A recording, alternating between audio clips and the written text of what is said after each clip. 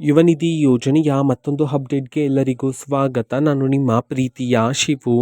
ಇವತ್ತಿನ ಒಂದು ವಿಡಿಯೋದಲ್ಲಿ ಯುವನಿಧಿ ಯೋಜನೆಯ 2 ತಿಂಗಳ ಹಣಕ್ಕೆ ಸಂಬಂಧಪಟ್ಟಂತೆ ಈಗಷ್ಟೇ ಒಂದು ಗುಡ್ ನ್ಯೂಸ್ ಆದರೆ ಬಂದಿದೆ. ಸೊ ಬನ್ನಿ ಅದರ ಬಗ್ಗೆ ಕಂಪ್ಲೀಟ್ ಆಗಿ ಈ ವಿಡಿಯೋದಲ್ಲಿ ನಾವು ಮಾಹಿತಿಯನ್ನಾದರೆ ತಿಳ್ಕೊತಾ ಹೋಗೋಣ. ವಿಡಿಯೋವನ್ನು ಸ್ಟಾರ್ಟ್ ಮಾಡ್ತೀನಿ.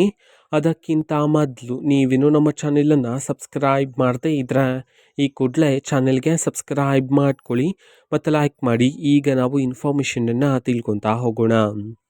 ಸೊ ನೋಡಿ, ಇವತ್ತು ಅಂತಂದರೆ ದಿನಾಂಕ 3/1/2026 ಇವತ್ತು ಯುವನಿಧಿ ಯೋಜನೆಯ 2 ತಿಂಗಳ ಹಣಕ್ಕೆ ಸಂಬಂಧಪಟ್ಟಂತೆ ಈಗ ಗುಡ್ ನ್ಯೂಸನ್ನು ತಿಳಿಸಿರ್ತಕ್ಕಂಥದ್ದು.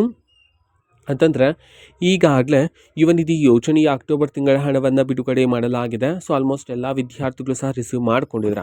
ಇನ್ನೂ ಸಹ ಯಾರಾದರೂ ವಿದ್ಯಾರ್ಥಿಗಳಿಗೆ ಯುವನಿಧಿ ಯೋಜನೆಯ ಅಕ್ಟೋಬರ್ ತಿಂಗಳ ಹಣ ಬಂದಿಲ್ಲ ಅಂತಂದರೆ ಇವತ್ತು ವಿದ್ಯಾರ್ಥಿಗಳ ಖಾತೆಗೆ ಯುವನಿಧಿ ಯೋಜನೆಯ ಅಕ್ಟೋಬರ್ ತಿಂಗಳ ಹಣವನ್ನು ಬಿಡುಗಡೆ ಮಾಡಲಾಗುತ್ತೆ ಅಂತ ಹೇಳಿ ಮಾಹಿತಿಯನ್ನು ತಿಳಿಸಿರ್ತಕ್ಕಂಥದ್ದು. ಜೊತೆಗೇನೆ ಇವತ್ತು ನವೆಂಬರ್ ತಿಂಗಳ ಹಣವನ್ನು ಸಹ ಬಿಡುಗಡೆ ಮಾಡಲಾಗ್ತಿದೆ ಅಂತ ಹೇಳಿ ಮಾಹಿತಿಯನ್ನಾದರೆ ತಿಳಿಸಿರ್ತಕ್ಕಂಥದ್ದು.